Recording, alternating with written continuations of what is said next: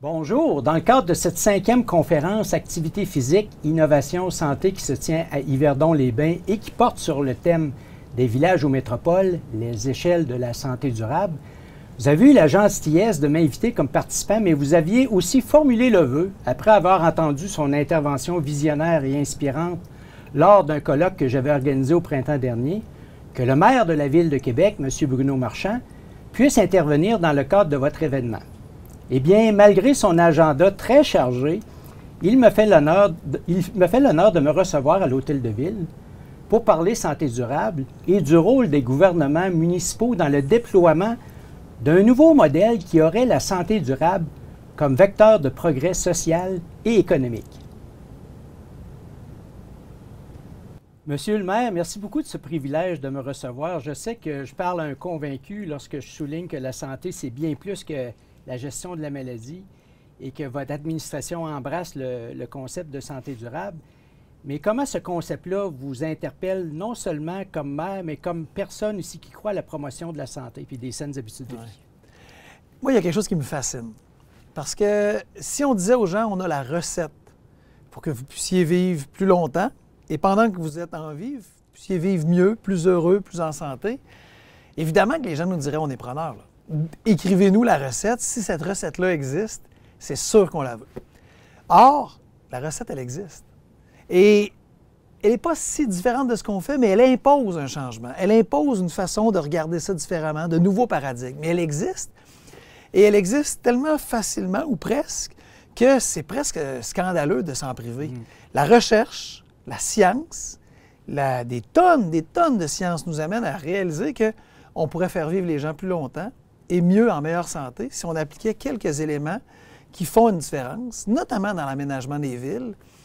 Alors moi, je me dis, là, pourquoi on s'en prive encore? Pourquoi on se ferme encore les yeux? Pourquoi on se bouche le nez alors qu'on connaît la recette? Moi, j'ai envie de dire, mon travail est facile, là. Tout ce qu'on a à faire, c'est appliquer la recette. Il y a 50 ans, il y a 100 ans, on ne le savait pas. On pouvait présumer. Il y a peut-être quelques chercheurs fous qui se disaient « Oui, mais il me semble qu'on aurait tendance à penser que ça, c'est une hypothèse qui est vérifiable. » Maintenant, on est même plus loin que ça, là. On connaît la recette. Alors, comme maire, c'est facile, on l'applique et on dit aux gens, si comme communauté, on se prend en main, puis on regardera comment on peut se prendre en main, bien, on va avoir de l'impact sur notre espérance de vie, sur notre qualité de vie, sur notre capacité d'être partie prenante dans un milieu et de vivre longtemps et de vivre heureux. Parce qu'on peut être fier. On a une espérance de vie au Québec qui est très, très avantageuse par rapport à nos voisins du Sud. Et qui a diminué moins pendant la pandémie que nos voisins du Sud, entre autres. Tout à fait. Et ça, les experts de santé des populations, justement, disent que c'est dû au fait que, malheureusement, aux États-Unis, même si on a une médecine spécialisée très avancée, les déterminants sociaux de la santé ne sont pas considérés. Alors, un gouvernement de proximité, hein? Un maire d'une ville qui comprend que, justement, être actif physiquement, être dans des environnements qui sont compatibles avec la santé physique et mentale, trouvez-vous justement que le rôle des gouvernements de proximité est suffisamment reconnu? Puis là, on ne parle pas de ramasser les poubelles, là, on parle carrément de la santé, de la santé humaine. Mais au Québec, c'est nouveau. Nouveau, ça date quand même de 1 ou 2 décennies. Mais on a longtemps vu le gouvernement de proximité, la ville, comme un lieu où on ramassait les déchets. Dans le cas de Québec, on déneige, on s'assure de l'entretien des routes. On donnait un service, loisir à la limite, qui permettait aux gens de vivre chez eux, d'ouvrir des rues, d'amener les réseaux de techniques urbains, aqueducs et autres. Et on s'est aperçu qu'une ville, c'était plus que ça. Puis on ne s'est pas juste aperçu qu'une ville, c'était plus que ça. On s'est aperçu que dans les universités, dans les collèges, les gens réussissaient mieux s'ils étaient capables d'être partie prenante de leur milieu, si on les considérait comme des êtres humains et non pas juste comme des étudiants. C'est la même chose dans une ville. Le citoyen, c'est un être humain qui vit dans cette ville-là.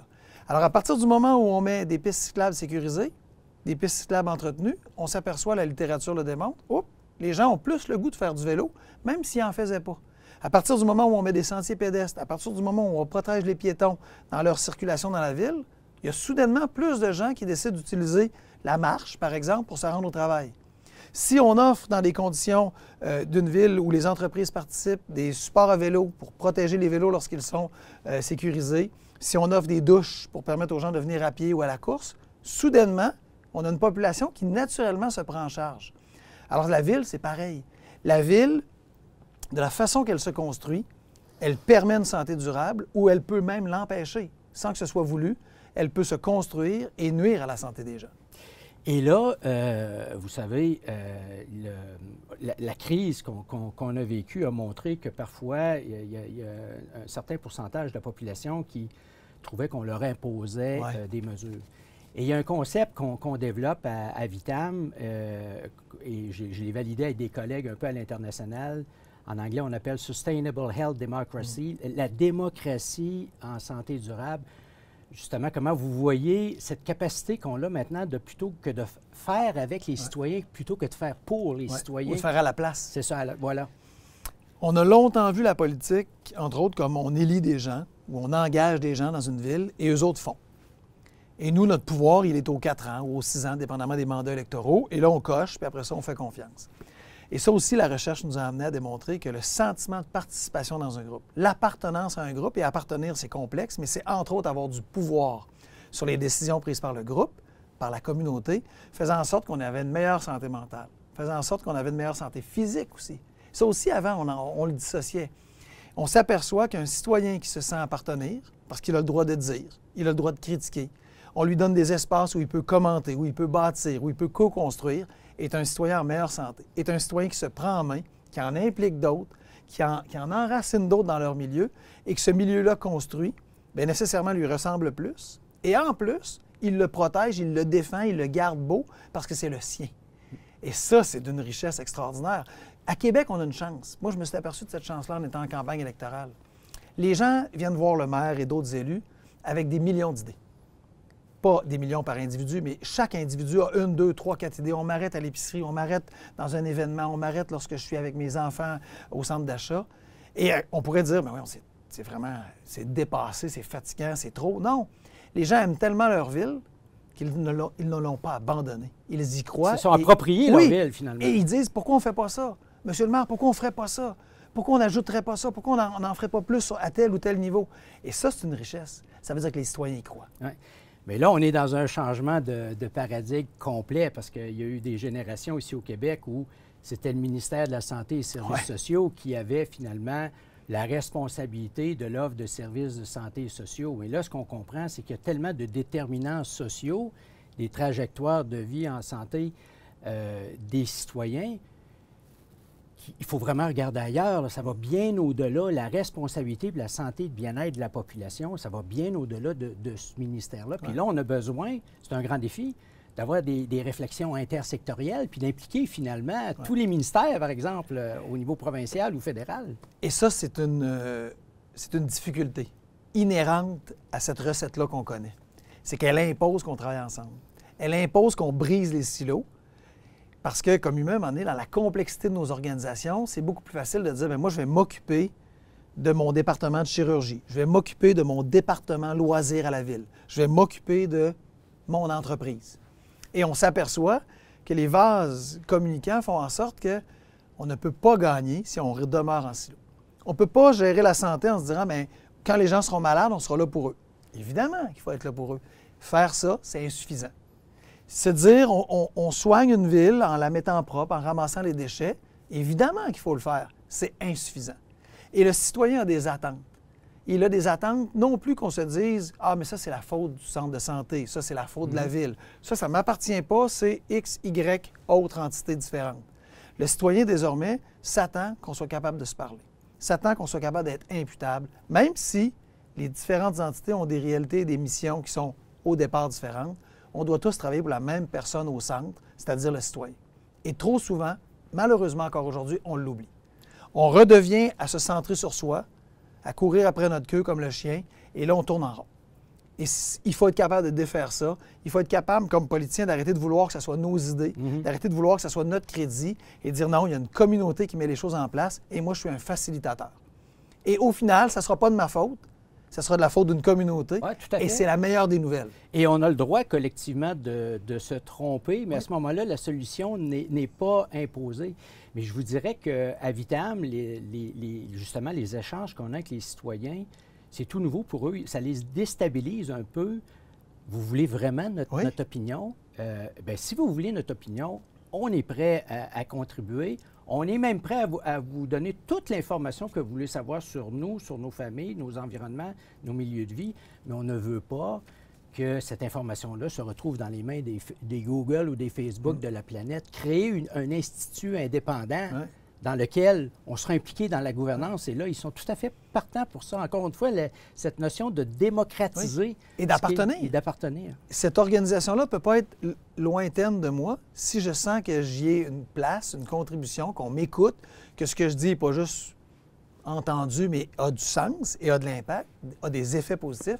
Je suis partie prenante. Mais c'est ça, une communauté. Et on n'apprend rien aux gens qui nous écoutent, mais la difficulté, c'est dans la capacité de l'exécuter. Parce que la vision, le souci de cette idée, je pense qu'on est de plus en plus nombreux à le partager. Maintenant, comment on fait pour le mettre en place? Et ça suppose, entre autres, de quitter l'ego, notamment du politicien. Ça suppose de quitter le jeu et de dire, au final, il y a un « nous » dont on ne connaît pas exactement le résultat. Exactement. Parce que donner une voix aux citoyens, c'est aussi se faire dire que c'est pas ta voix, puis que finalement, ce que tu avais pensé, c'est peut-être 3 degrés à gauche ou 12 degrés à gauche. Mais c'est une bonne nouvelle. Parce qu'au final, on n'est pas indispensable. On ne construit pas une communauté pour des égos. On construit une communauté pour les gens qui y vivent et ceux qui vont nous suivre. Et qui puissent avoir les leviers pour dire, c'est nous qui la construisons. Et là, concrètement, maintenant, pour revenir sur le point que vous avez fait, le comment, puis je sais, vous l'avez exprimé lors de conférences, la notion de ville apprenante, de quartier apprenant, ça résonne énormément, évidemment, auprès du collectif de chercheurs et de chercheuses à Vitam. On souhaite justement mettre cette expertise intersectorielle au service des citoyens puis au service de la ville. Mais ce n'est pas dans le budget de la ville de faire ça. C'est même pas dans la culture. C'est ça. On a une culture au départ où on devrait savoir. On a une culture d'invincibilité. Nous, on est la ville, vous payez des taxes, des impôts fonciers, donc on devrait savoir.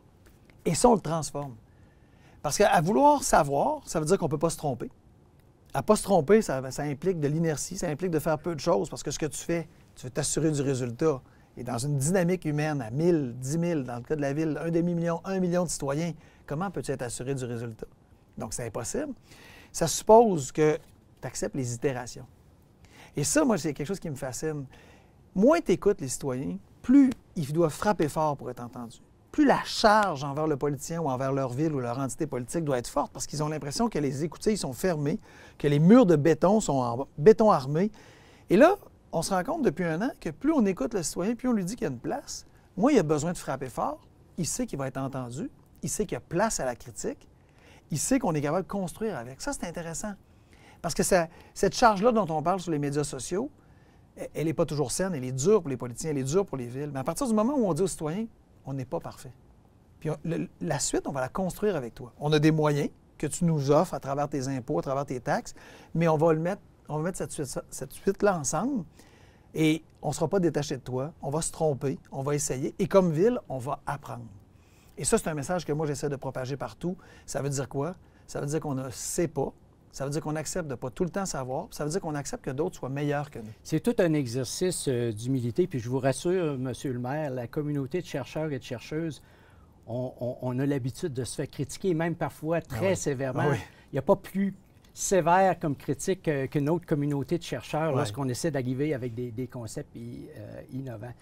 Écoutez, le vieux chercheur que je suis, qui vient de... tout jeune. À 64 ans, 36 ans de service, vous savez, Monsieur le maire, vous avez amené le rêve dans ma vie professionnelle, puis justement, on terminerait là-dessus.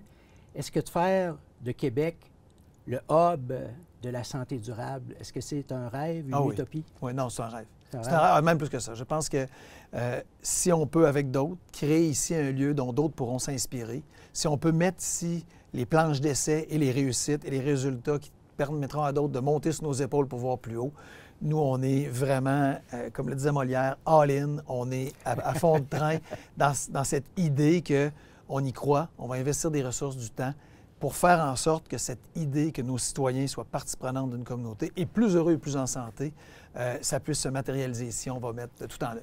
Monsieur le maire, au nom de la communauté de chercheuses et de chercheurs que je représente, mais surtout au nom de tous les citoyens, merci beaucoup de cette conversation inspirante. Bien, c'est facile avec du monde inspirant.